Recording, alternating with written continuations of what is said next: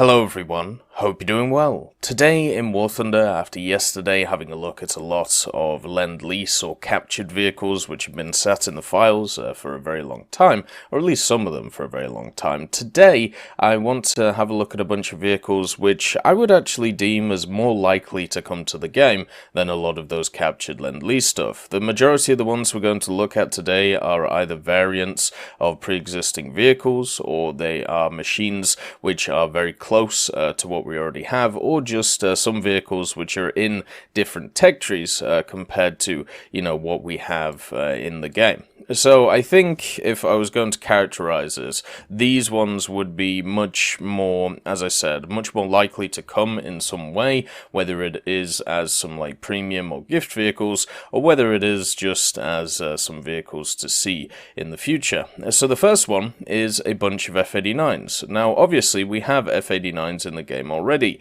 We have the F-89B and the F-89D. The B obviously with its 6 20mm guns, and the 89D has access to the rockets that everybody loves, the Mighty Mouses, which some of them have air proximity rounds on them. Therefore, that pretty much means that you can spam them out and be able to knock anything out in the air. But now there are also 3 versions of the F-89s, which are sat there in the files. You have the F-89C, which you see in front of you, and this is a rockets-only variant of the machine. The difference between the F-89C and something like the F-89B is the C was a third production version of the vehicle. It also had more powerful engines, the Allison J35A33 engines, and these just basically gave the vehicle more thrust. They were more powerful than the pre-existing ones, and as I said, this version that you see here would be a rockets-only version, so it would have no guns on it. Then there is another version, which is this one, and this is once again an F-89C with a slight difference. This has 30mm in the nose. So whereas the F-89B in game has 20s, this one would have 30s. Isn't that wonderful? A lot more firepower and a lot more stuff going on. Then the third version or variant that we have seen in the files is the F-89J. Now the F-89J is a conversion of the F-89D. It has underwing hardpoints, which are designed to carry Genie nuclear-armed rockets and also 4 Falcon missiles. So this would carry either the standard F-89D rocket and fuel pod or pure fuel tanks. There was 350 of the F-89Ds which were converted to Js. So this is kind of a later version of the F-89D, which would have access to just more armaments because of its hardpoints. So it wouldn't have access to any guns, I don't believe, but it would have access to, as we talked about, those underwinged hardpoints and access to some very, very powerful weaponry.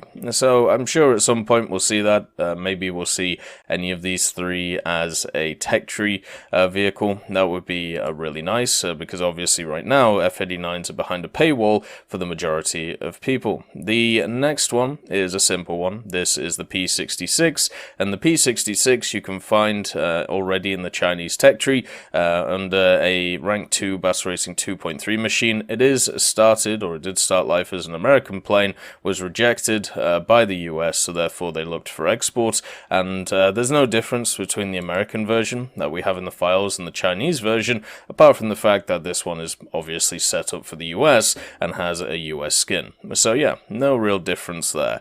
The next one is another Mariner, and if you didn't know, we do have a Mariner in game. It was part of the Sea Voyage event, I believe last year, and it is the PBM-3 Mariner, and this was actually the middle one out of 3 Mariners which were sat in the files. The first one which was sat in the files was the PBM-1, which is the one that you see here, and then also you have access to the PBM-5A, which we'll get into in a little bit. But these were in the files, and then they kind of just disappeared.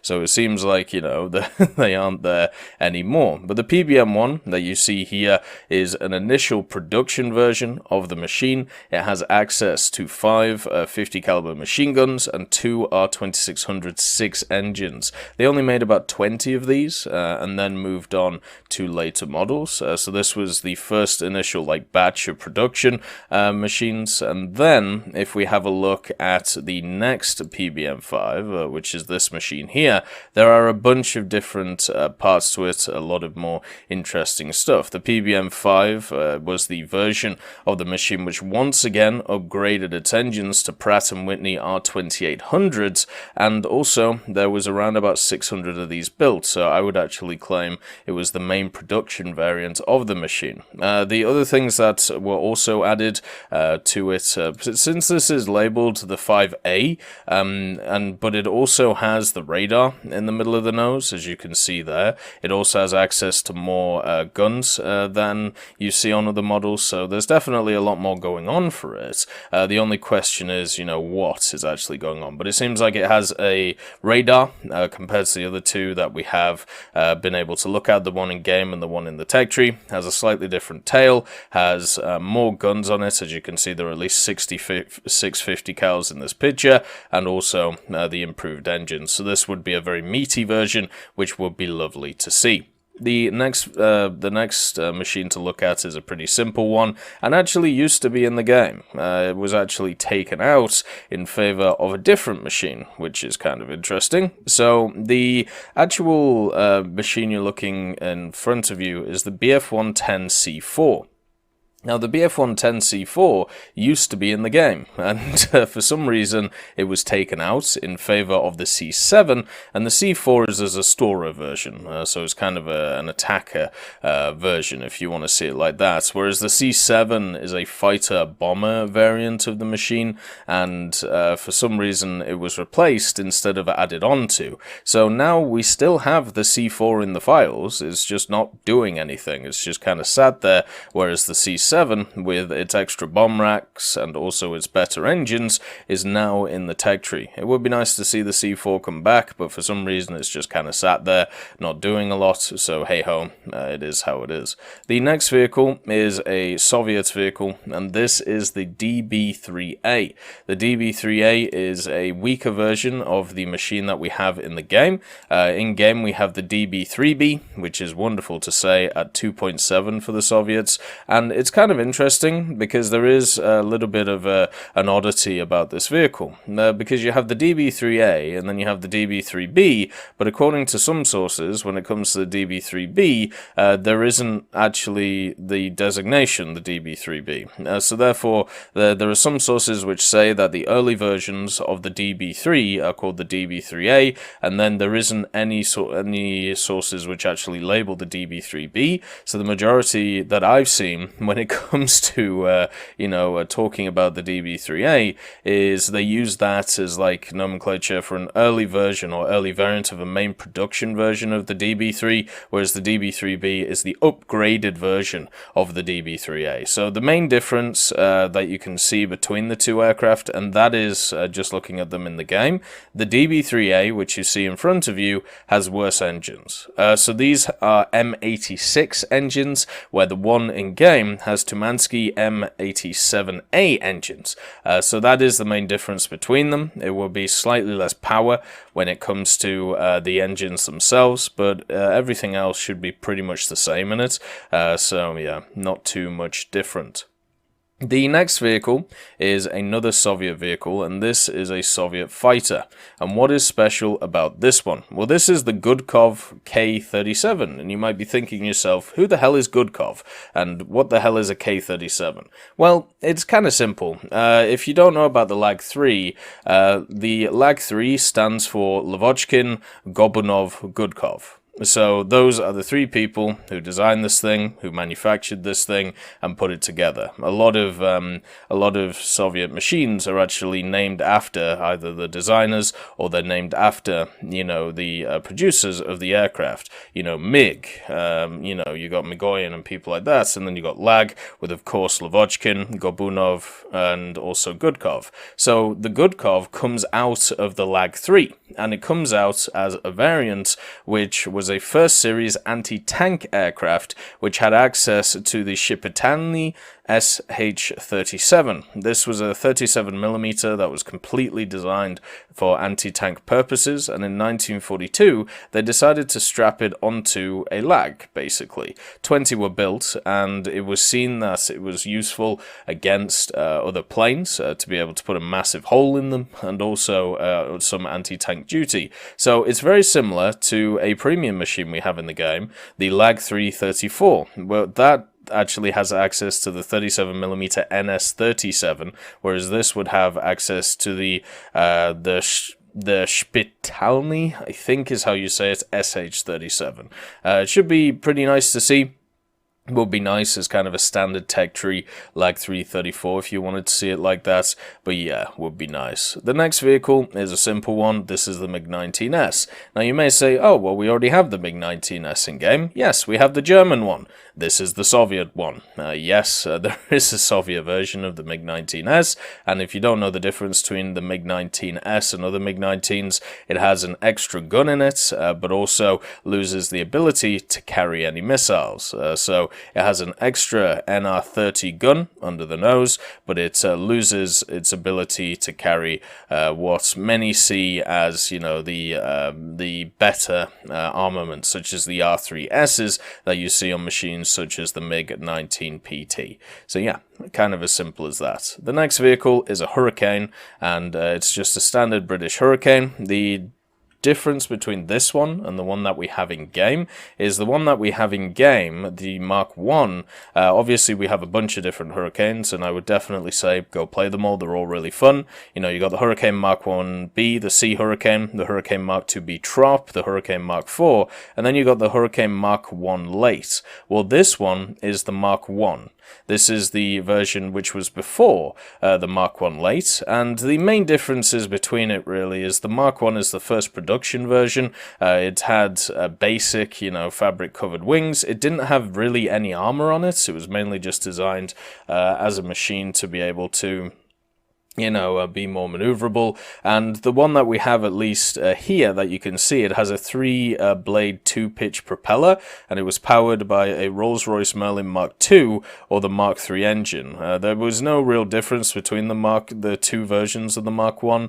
Obviously, the Mark I Late is different to that, but what I mean is there was technically two variants of just the Hurricane Mark I itself. One which had a 2-bladed fixed-pitch propeller, the other one which had a 3-bladed 2-pitch propeller, and then obviously with the two slightly different engines, one having the Rolls-Royce Merlin Mark II and one having the Mark III. They all had 8 303-inch machine guns, but if I would hazard a guess, just looking at this machine, this would have the Rolls-Royce Merlin Mark III engine and also the 3-blade 2-pitch propeller instead of the other stuff. The Mark I Late, which is the one that we have in game, this is known as obviously the later version of the machine, and basically what they added to it, which was from mid-1940 onwards. This plane that you see before you is a 1939 plane, 1937, sorry, to 1939, but from mid-1940 they added metal cover to the wings, they added a bit more armor, and also some other improvements, such as a constant speed metal propeller, and this was like the main production version of the machine. There was 4,200 of these made, if you want to see it like that. So yeah, the first stage, the Mark I's, there was around about maybe 500 of the things made, and then the Mark I Late, or the Mark I Revised, there was over 4,000 of them made, so this is definitely a minor variant, even though it was the first. The next vehicle to have a look at is another British vehicle in the form of the Mustang Mark 1A. Now, the only real difference between this and the one that we have in the premium tech tree is the one in the premium tech tree uses a P51B model, where this uses a P51 Mark 1A model, which should be the one that we actually have in the game.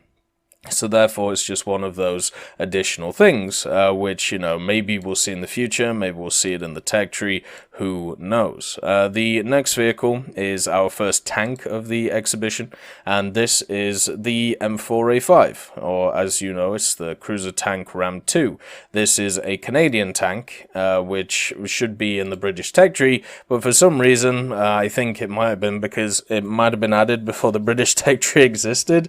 The M4A5 Ram 2 is actually in the American tech tree. This is the UK version of the vehicle. There is no difference between it and the Ram 2 that you find in the American tech tree, with its 57-pounder and also access to the three 7.62mm machine guns on it, and obviously a slightly different skin. So yeah, it would be lovely to see this thing in the British tech tree where it belongs. Maybe one day, only one can hope. The next vehicle is a Japanese one, and what you find of the next two Japanese vehicles is I couldn't find too much information on them, but I'm pretty sure I understand where the general ideas come from. So this is the Key 45 Ko-Tai, and then the other one is the Key 45 Hi-Tai, this machine right here. Now, we have the Hi-Tai in game. The Hi-Tai is actually in the Chinese tech tree as a premium at rank 2. And what we find on it is the 37mm, 220mm in a Shrug music formation, and then another offensive 20mm on it. So the major difference between the Key 45 Tai and the Key 45 Hi-Tai is this addition of the Shrug music guns. So then if we have a look at the Key 45 Ko-Tai, which is the one that you see in this picture here, it also has access to the Shrug music guns. So I'm pretty sure that these are just two Japanese variations of two of the Key 45s, the Ko and the Hi, which has access to Shrug music. So I would actually really like access to some more Shrug music machines. If you don't know what Shrug music is, it's basically, you see the guns above the cockpits, where basically the shot is. It is guns which are angled upwards, and the general idea is, so if you needed to engage a bomber or intercept a bomber, you wouldn't have to sit behind it. Instead, you could sit below it,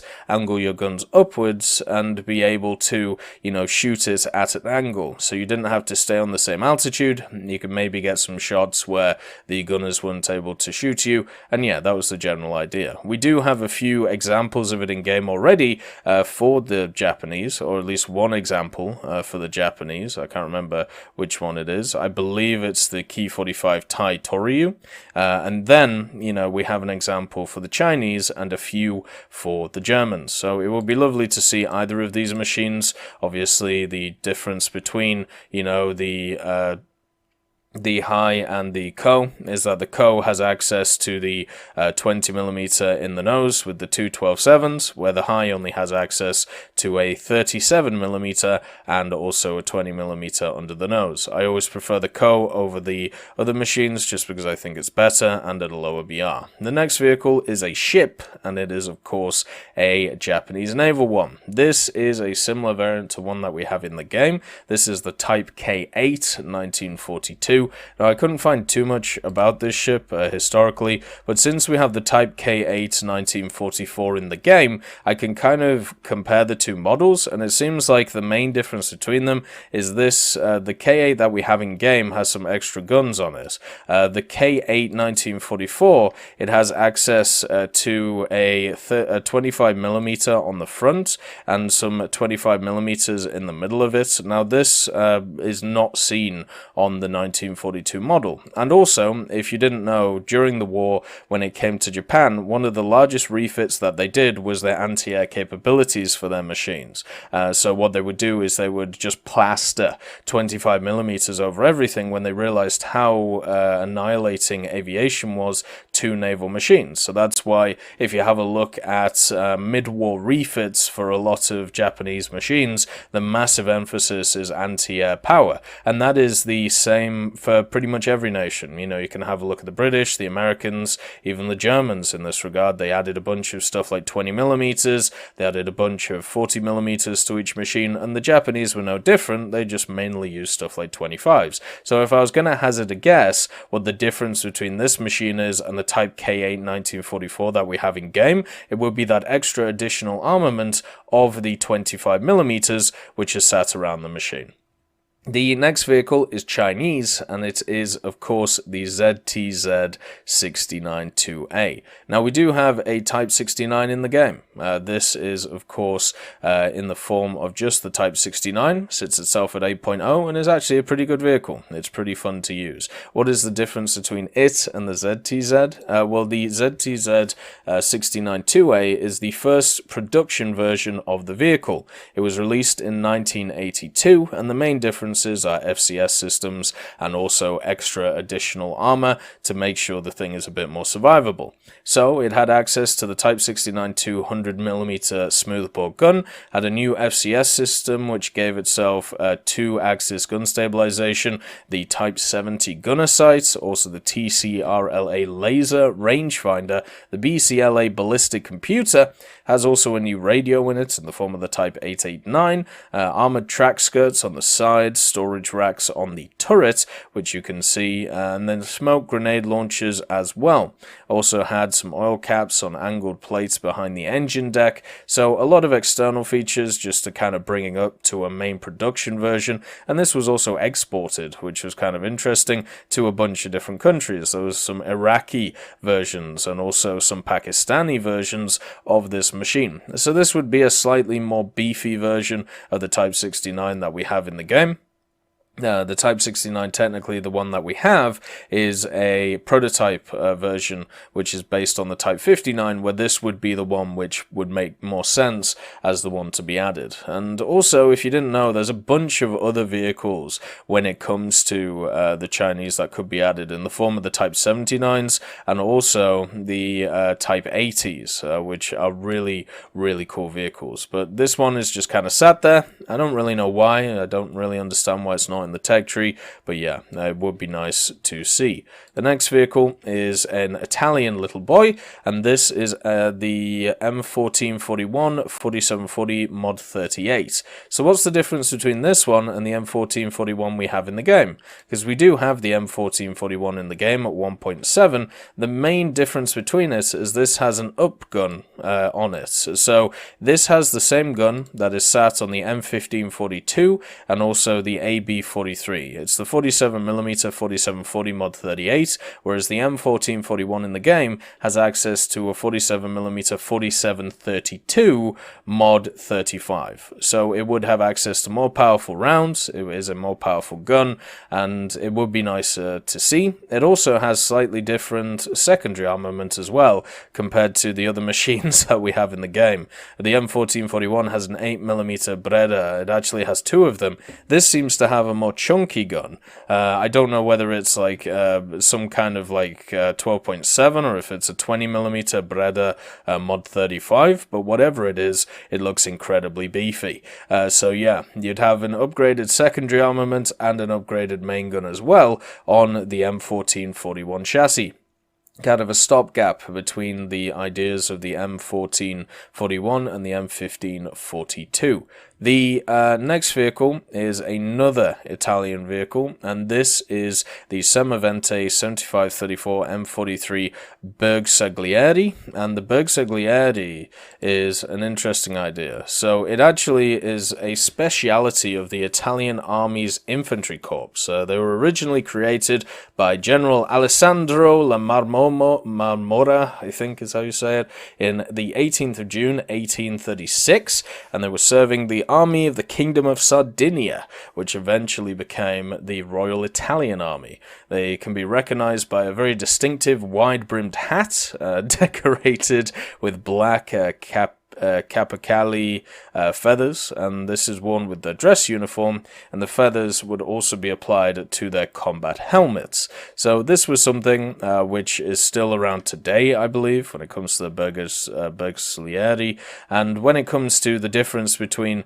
this machine and one that we see in the game, this is just a 720 7534 M43, which I believe we do have in the game. Yes, we do have a 7534 M43 at 3.3, but this has access to some machine guns on the top, and quite a decent amount of machine guns, as you can see on the top. It's actually a 3 set or a triple set of machine guns, and yeah, so maybe this would be more of an infantry focused version of it, but I can't find anything specific on this vehicle. I'm guessing it was just a modification to give it a little bit more oomph when dealing with infantry around the place.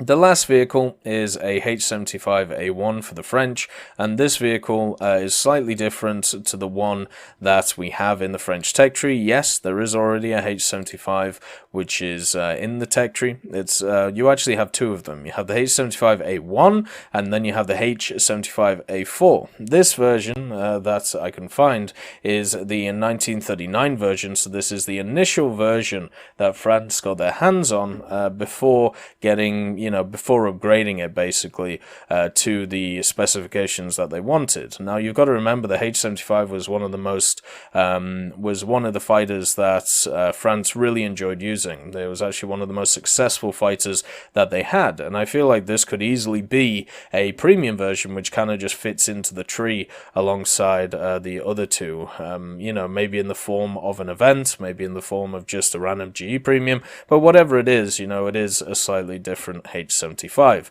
So yeah, that is the vehicles for today. Tomorrow we'll have another one which looks at vehicles but in a kind of slightly different way, but it will be the last one that we have a look at when it comes to it. And we'll also do some extra stuff tomorrow, talking about some stuff which has kind of been seen in the files but not really there in a big way. Stuff like the Shackleton, which everybody has talked about for a very long time. Anyway, I hope you all have a wonderful day, and I'll see you next time. I just want to thank Ambrosius McClellan, B. Young, Blackie, Chris Giltnane, Daniel Stanton, Jay Wilt, John Ryman, Martinez, Super Cacti, Trigger Hippie, Eugens Terry, and also Elove Goat and Samuel Slick for supporting the channel.